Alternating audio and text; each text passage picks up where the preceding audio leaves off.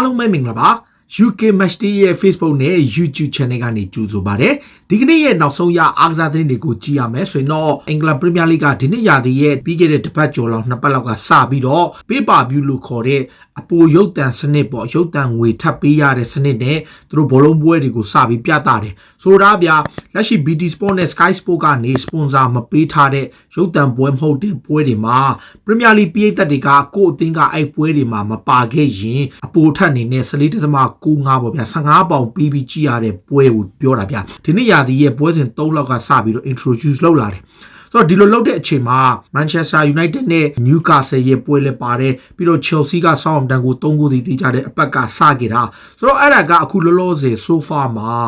လုံးဝကိုအောင်မြင်မှုမရှိဘူးဗျ။ဘာကြောင့်လဲဆိုတော့ Newcastle နဲ့ United ပွဲမှာဆိုရင် Newcastle ပြည်သက်တွေကပေါင်19000 2000ပတ်ဝန်းကျင်လောက်ကို charity လူလိုက်တယ်သူတို့ Pay Per View မှာကြီးမဲ့တပွဲကို15ပေါင်ဆိုတဲ့ဟာကိုပေးမဲ့အစားအဲ့15ပေါင်ကိုစုပြီးတော့သူတို့က local charity ကိုလှူလိုက်တယ်တော်တော်များများကလပ်ဒီတိုင်းပဲဟိုတနေ့က Arsenal က Leicester City နဲ့ပွဲမှာလဲ Arsenal ပြည်သက်တွေကစုစုပေါင်း3400ရှိတယ်ဗျပတ်စံအဲ့ဒါတွေအားလုံးကိုစုပြီးတော့ local charity ကိုလှူလိုက်တယ်ပြောချင်တာက Pay Per View ကိုဘယ်သူမှမကြည့်တဲ့အတွက်ခုလောလောဆယ်မှာ Premier League ဘောလုံးပွဲချုပ်ကိုတိုင်က U-turn ပြန်လုပ်တော့မယ်ပြောချင်တာကအရင်လိုပုံစံပဲပြန်ထားပြီးတော့ Pay Per View system ကိုပြန်ဖြတ်မယ်ဗျ Pay Per View ဆိုတာကကျွန်တော်တို့အမှန်တိုင်းပြောရင်ဒီထက်ပိုအဆင့်မြင့်တဲ့တကယ့်ကို final ပွဲမျိုးကို Pay Per View လုပ်တာလက်ခံနိုင်ပေမဲ့တာမန်ပွဲတွေကအစားတော့ Pay Per View လုပ်တဲ့အတွက်ကြောင့်ဘလို့မှလက်မခံနိုင်ဘူးဆိုတဲ့အခြေအနေကြောင့်ဒီလိုဖြစ်လာတဲ့အခါမှာသူတို့ဘက်ကစပြီးတော့ပြန်လဲပြင်ဆင်တော့မယ်လို့ဆိုထားပါတယ်နောက်တစ်ခုကတော့ England Premier League မှာအခုလောလောဆယ်မှာကျွန်တော်တို့လူဂျွန်ဘောပြဿနာတွေကအချိန်ချင်းဖြစ်နေတယ် VR မှာလူဂျွန်ဘောစနစ်ကိုသုံးတာဟာ Premier League သုံးတဲ့လူဂျွန်ဘောစနစ်ကတော်တော်ကိုမှားယွင်းတဲ့အတွက်ဝေဖန်မှုတွေအများကြီးရှိနေတယ်ဆာဒီယိုမာနေလူမကြုံတဲ့အနေအထားမျိုးတွေ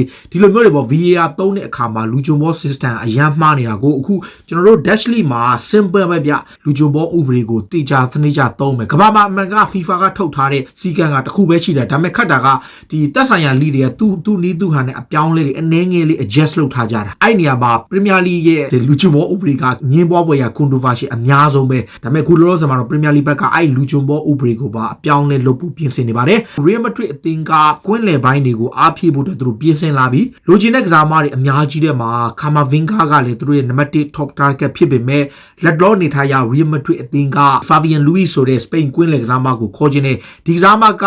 နာပိုလီအသင်းမှာကစားနေတယ်တကယ့်ကိုထိပ်တန်းဆင်းရှိတဲ့အသက်ကလည်း24နှစ်ပဲရှိတယ်စပိန်ကွင်းလေကစားမရဲ့အဓိကခရာချတဲ့သူဖြစ်လာဖို့ရှိတဲ့သူကိုရီယေကခေါ်ခြင်းနဲ့အဓိကကလူကာမိုဒရစ်တိုတိုနီခရူဇိုအသက်ကြီးလာတဲ့အခါမှာသူတို့ရဲ့နေရာမှာအစားထိုးခြင်းတဲ့အတွက်ဒီကစားမဟာ2018ခုနှစ်တုန်းကဘတ်တစ်မှာကစားခဲ့ပြီးတော့မှ CDA ကိုပြောင်းသွားခဲ့တယ်နောက်ပိုင်းမှာတော့အရန်ကိုခြေစွမ်းပြပြီးတော့ National Team မှာ9ပွဲထိပါဝင်ကစားခွင့်ရပြီးတော့ခြေစွမ်းပြလာလို့ကနောက်ဆုံး Manchester City ကိုတိုင်စိတ်ဝင်စားတဲ့အထိဖြစ်လာတာဥရောပထိပ်တန်းကလပ်တွေအားလုံးလိုချင်နေတဲ့ဒီ Borussia Dortmund ရဲ့တိုက်စစ်မှုဟာလန်ရဲ့ရော်ကြီးစာချုပ်အတိအကျထွက်လာပြီနမေကျော်အားကစား transfer ဂုရုပဲပြောမလား Fabrizio ရဲ့အဆိုအရဟာလန်ဟာ2022ခုနှစ်ဂျွန်လမှာသူ့ရဲ့ရော်ကြီးစာချုပ်ဟာယူရို85သန်းနဲ့တရားဝင်အသက်ဝင်မှာလာမယ့်ရာသီမှာအသက်ဝင်သေးဘူး2022ကျမှ22ဂျွန်မှာအသက်ဝင်မယ်ဆိုပြီးတော့အတိအကျဖော်ပြထားတယ် Borussia Dortmund အနေနဲ့လာမယ့်ရာသီမှာရောင်းရင်မရောင်းလို့ရှိရင်နောက်100ရာသီကျော်ကြရင်တော့သူတို့အနေနဲ့85သန်းနဲ့သူတို့ရောင်းချရပွဲရှိတယ်ခုလောလောဆယ်မှာ Manchester City တို့ Real Madrid တို့လိုအသင်းတွေကတော့သူ့ကိုခေါ်နိုင်ဖို့ကိုကြိုးပမ်းနေကြတယ်ဆိုပြီးတော့သတင်းတွေမှာတော့ဖော်ပြထားပါတယ်နောက်တစ်ခုကတော့ဘာဆိုနာအသင်းရဲ့ဥက္ကဋ္ဌကဟိုတနေ့က Monday မှာလုပ်ခဲ့တဲ့ဘုတ်ဖွဲ့အစည်းအဝေးပွဲမှာလက်ရှိဥက္ကဋ္ဌဖြစ်သူဘာထိုမေယူကသူ့အနေနဲ့ဘယ်တော့အခါမှကလပ်တင်းကနေနှုတ်ထွက်ဖို့စဉ်းစားသွားမှာမဟုတ်ကြောင်းနဲ့ဘယ်တော့မှလည်းမစဉ်းစားခဲ့ဘူးလို့ဆိုခဲ့တယ်ဒီဘုတ်ဖွဲ့မှာဗာနဲ့လုပ်ခဲ့တဲ့အစည်းအဝေးမှာသူဟာဘာဆိုနာကိုရှေ့ဆက်ဖို့ကြိုးပမ်းနေသူတယောက်ဖြစ်ပြီးတော့ဘယ်တော့အခါမှယာလူကနေနှုတ်ထွက်သွားမှာမဟုတ်ဘူးလို့ဆိုထားတယ်ဒါအပြင်ဘာထိုမေယူကကျွန်တော်တို့လီယိုမက်ဆီကိုအသင်းကထွက်ခွာသွားမှာကိုမလိုလားဘူးအထူးသဖြင့်ပြိုင်ဘက်တွေကိုပို့ပြီးတော့တောင်တင်းသွားတဲ့အခွင့်အရေးမျိုးကိုမလုပ်ချင်တဲ့ကြောင့်မက်ဆီကိုကျွန်တော်တို့ထိမ့်သိမ့်ခဲ့တယ်ဆိုပြီးတော့မက်ဆီရဲ့အပြောင်းရွှေ့ပြက်ပြဲတဲ့အပေါ်ကိုသူတို့ကပြောကြခဲ့တာပါနောက် Manchester City အသင်းကလည်းလက်ရှိမှာသူတို့ရဲ့လူငယ်နောက်ခံလူနေတဲ့အခီဒန်ယာရနေတဲ့အတွက်ကြောင့်ချန်ပီယံလိပွဲကိုလွဲပြီးဒါအပြင်သူ့အနေနဲ့ဒီတစ်ပတ်ကံမဲ့ ပရီးမီးယားလိပွဲကိုပါမရေရာဘူးလို့ဖြစ်နေတယ်ခုလောဆယ်မှာသူဟာဒဏ်ရာတက်တာမှုမရှိတဲ့အခါမှာမန်ချက်စတာစီးတီးနဲ့သူ့ရဲ့အခြေအနေကိုစောင့်ကြည့်လျက်ရှိတယ်လို့ပြောထားတယ်ဖက်ဂွာဒီယိုလာကသင်းရဲ့တိုက်စစ်မှုဆာဂျီယိုအဂွဲရိုရဲ့အခြေအနေကိုသူပြောပြတယ်လက်ရှိနေထားရဆာဂျီယိုအဂွဲရိုက2021ခုနှစ်မှာစာချုပ်တက်တန်းကုန်ဆုံးမယ်စာချုပ်တက်တန်းကုန်ဆုံးမဲ့သူ့ကိုစာချုပ်တစ်ချုပ်ဆိုဖို့စီးတီးဘက်ကအလိုရှိနေပေမဲ့အဓိကပြဿနာကသူ့ရဲ့ကြန့်ခိုင်မှုအနေထားပေါ်မူတည်ပြီးစီးတီးကစာချုပ်တစ်ချုပ်ဆိုဖို့ကိုကမ်းလှမ်းသွားဖို့ရှိတယ်လို့ဆိုထားတယ်အဂွဲရိုရဲ့အေဂျင့်ဖြစ်သူကတော့စာချုပ်တစ်ကမ်းလှမ်းမှုမရှိသေးဘူးလို့ပြီးခဲ့တဲ့တစ်ပတ်ကအတီလင်းပြောထားပြီးတဲ့အချိန်မှာစီးတီးဘက်ကအခုလိုပြန်ပြောတာတကယ်လို့များဆာဂျီယိုအဂွဲရိုဟာအမြဲတမ်း fit ဖြစ်နေမယ်ပုံမှန်ကစားခွင့်ရမယ်ဆိုသူတို့အနေနဲ့စာချုပ်တစ်ချုပ်ဆိုဖို့တေချာပေါက်ပြင်ဆင်သွားဖို့ရှိတယ်လို့ဂွာဒီယိုကပြောခဲ့တာပါလက်ရှိနေထားရအာဂျင်တီးနားကစားမက2021ခုနှစ်မှာစာချုပ်တက်တန်းကုန်ဆုံးမှာပါသူဟာမန်ချက်စတာစီးတီးအတွက် record breaking top goal scorer ပါပွဲပေါင်း383ပွဲမှာ255ဂိုးထိသွင်းထားပြီးတော့စီးတီးသမိုင်းတစ်လျှောက်ဂိုးအများဆုံးသွင်းထားသူလည်းဖြစ်ပါတယ်နောက်တစ်ခုကတော့အခုဘာစီလိုနာအသင်းရဲ့နောက်ခံလူဆမ်မွဲအူတီတီကလက်ရှိနေထားရသူ့အနေနဲ့ကလပ်သင်းကနေထွက်ခွာပြီးတခြားအသင်းတွေကိုပြောင်းမယ်ဆိုတဲ့သတင်းတွေကိုညှင်းဆိုထားတယ်သူသဖြင့်နွေရာသီတုန်းကအာဆင်နယ်နဲ့တော်တော်လေးသတင်းထွက်ခဲ့တာကိုသူလက်ခံခဲ့ပေမဲ့သူဘာစီလိုနာအသင်းမှာပုံမှန်တနေရာရဖို့ဂျိုးပန်ဂျင်းနဲ့တကြောင်အာဆင်နယ်ရဲ့ကမ်းလှမ်းမှုကိုသူပယ်ချခဲ့တယ်လို့သူပြောခဲ့မှုတယ်ဆိုတော့26နှစ်အရွယ်ရှိတဲ့ပြင်သစ်နောက်ခံလူဟာတကယ်ကို quality player တယောက်ပါဒါပေမဲ့ injury တွေအချိန်ချင်းဖြစ်နေတာဟာသူ့ရဲ့ကစားမဘွားကိုအဆုံးသတ်ဖို့အခြေအနေမျိုးလည်းဖြစ်လာပါနောက်တစ်ခုကတော့ Arsenal အသင်းကနွေရာသီမှာစာချုပ်တက်တန်းကုန်ဆုံးတော့မဲ့နောက်ခံလူ Mustafi ကိုလာစီယိုကခေါ်ခြင်းနဲ့ Mustafi ကိုတိုင်က Arsenal ကပြီးခဲ့တဲ့နွေရာသီတုန်းကသူ့ကိုစာချုပ်တစ်ကမ်းလှမ်းခဲ့ပေမဲ့သူညှင်းဆန်ပယ်ချခဲ့တယ်လို့ပြောထားတယ်ဆိုတော့ Mustafi ဟာရာသီကုန်မှာ Arsenal အသင်းကထွက်ခွာတော့မှာဖြစ်ပါတယ်ဆိုတော့ပေးသက်တွေကရောဘယ်လိုမျိုးမြင်ကြလဲ Mustafi ရဲ့အခြေအနေပေါ့နောက်သူ့ကိုလိုချင်တဲ့တက်မှာလာဇီယိုအပြင်နာပိုလီအသင်းလည်းပါတယ်ဆိုတော့ CD ကလပ်တွေကတော့သူ့ကိုလိုချင်တယ်နောက်အာဆင်နယ်အသင်းရဲ့နီးပြ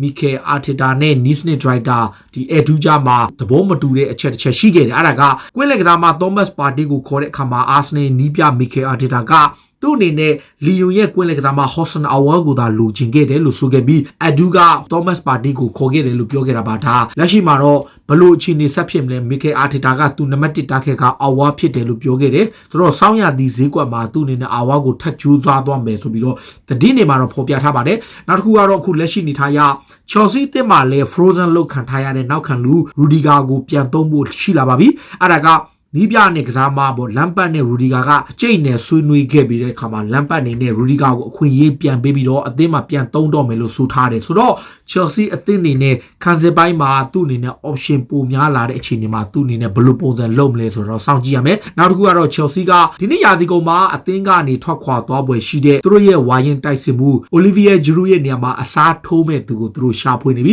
အဲ့ဒါကတော့ Real Sociedad အသင်းရဲ့ကွင်းလေကစားမအသင်းကောင်းဆောင် Oyas ပဲပေါ့သူကလိုအပ်ရင် force number 9ရောအထောင်တိုက်စစ်မှုရောကစားလို့ရသလိုတိုက်စစ်အားတာတဲ့ကစားမတစ်ယောက်ဒီကစားမဟာလက်ရှိမှာ Sociedad မှာခြေစွမ်းပြနေသလိုတက်က23နှစ်ပဲရှိသေးတယ်သူ့ကိုစပိန်လေရွေးစဉ်အသင်းမှာလည်းရွေးထားပြီးသားသူကလာလီဂါမှာပဲပွဲပေါင်း239ပွဲထိကစားထားပြီးတော့53ဂိုးသွင်းထားသူပါအမှန်တိုင်းပြောရင်တိုက်စစ်မှုဆိုတာတဲ့သူကကွင်းလေတိုက်စစ်ကစားတဲ့ကစားမတစ်ယောက် Manchester United ဟာနွေရာသီပြောင်းရွှေ့ဈေးကွက်တုန်းကခေါ်ဖို့မကြိုးစားခဲ့ပဲနဲ့ရက်တန်ခဲ့တဲ့နောက်ခံလူဒီယောအိုဘာမခါနိုကိုပြန်ခေါ်မယ်လို့သတင်းတွေထွက်နေတဲ့အချိန် United ရဲ့ကစားမဟောင်း Posco တို့ Patrick Evra တို့ Paul Ince တို့ကဘာပြောလဲဆိုတော့ကလပ်သင်းကလူငယ်ကစားမလေးထန်စီဘီကိုနေရာပို့ပေးတဲ့ဒီကစားမလေးဟာဒီယောအိုဘာမခါနိုလို power ရှိတဲ့ကစားမဖြစ်သလို quality အဆင့်တန်းမနိုင်တဲ့အတွက်ဒီယောအိုဘာမခါနိုကိုငွေတွေအများကြီးသုံးမှတဲ့ဆိုင်သူ့ကိုပဲသုံးတင်တယ်ဆိုပြီးတော့သူတို့ကတိုက်တွန်းပြောကြတာပါတယ်နောက် Manchester United ဟာကျွန်တော်ခုနပြောလို့ပေါ့ Samuel Umtiti ပေါ့ဘာဆိုနာကထွက်ပြီးအာဆင်နယ်ပြောင်းမယ်လို့ပြောတဲ့သူက Samuel Umtiti နဲ့အခုစောင်းရသည့်ဈေးကွက်မှာသတင်းထပ်ထွက်နေတယ်ပြောချင်တာက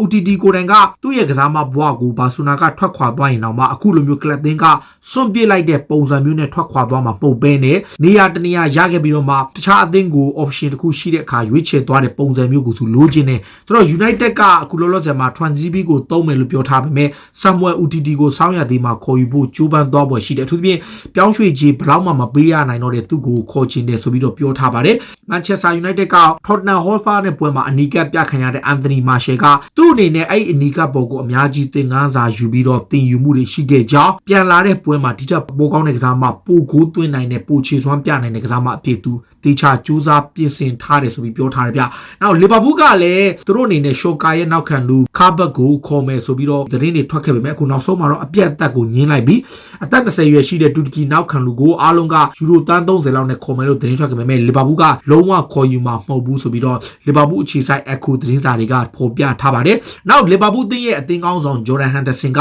သူတို့ရဲ့တောင်ပန်ကစားသမားမိုဟာမက်ဆာလက်စာသူစရောက်လာခဲ့တဲ့ယာတီထက်ကိုဒီနေ့ယာတီမှာပိုချီစွမ်းပြနေတယ်သူရဲ့ဂိုးသွင်းစွမ်းရည်ကအမခန်းဆိုပြီးချီကျူခဲ့တယ်ပထမရာသီတုန်းကတော့ဆာလက်စ်ကပရီးမီယာလိသမိုင်းမှာဂိုးအများဆုံးသွင်းတဲ့မှတ်တမ်းတစ်ခုကိုရခဲ့သလိုအကောင်းဆုံးခြေစွမ်းပြခဲ့တဲ့အတွက်ဆုတွေတင်ကြုံပြီးရခဲ့တယ်လက်ရှိမိုဟာမက်ဆာလက်စ်ကအရင်ထပ်ပိုကောင်းလာပြီးတော့ပိုရင်းကျက်လာတဲ့ပိုတည်ကြည်လာပြီးတော့ပိုပြီးစွမ်းဆောင်ရည်ပိုမြင့်လာတဲ့ကစားမတစ်ယောက် complete ဖြစ်နေတဲ့ကစားမတစ်ယောက်ဆိုပြီးသူကချီကျူးထားတာပါ